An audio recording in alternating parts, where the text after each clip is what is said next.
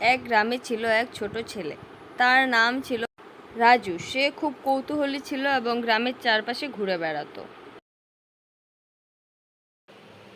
মা, আমি মাঠে যাচ্ছি, একটা নতুন জায়গা আবিষ্কার করব।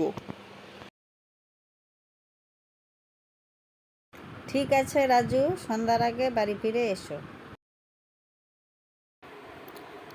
রাজু হাঁটতে হাঁটতে গ্রামের এক প্রান্তে চলে এলো, যেখানে একটা ছোট্ট কুটির ছিল। এই কুটিরটা কেমন অদ্ভুত, ভেতরে কি আছে দেখা যাক। রাজু ধীরে ধীরে দরজা খুলে কুটিরে প্রবেশ করলো। হঠাৎ তার চোখে পড়ল মাটির নিচে একটা পুরনো মানচিত্র। বাহ, এটা তো একটা গুপ্তধনের মানচিত্র। এই মানচিত্রটা গ্রামের প্রাচীন গাছের নিচে কোনো গুপ্তধন লুকিয়ে আছে বলে দেখাচ্ছে। রাজু মানচিত্রটা নিয়ে তার বন্ধুর কাছে গেল। সুমন, দেখো, আমি একটা মানচিত্র পেয়েছি। আমাদের গুপ্তধনের খোঁজে যেতে হবে। দারুণ, চলো এখনই যাই।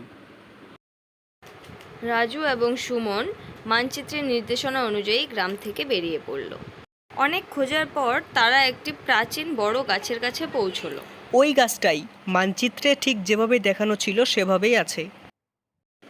ঠিক আছে, চলো খুঁড়ি।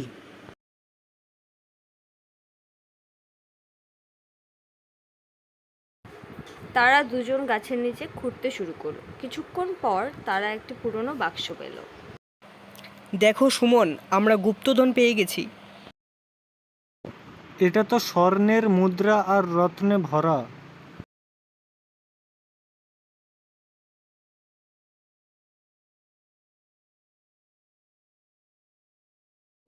রাজু এবং সুমন গুপ্তধন নিয়ে গ্রামে ফিরে এলো।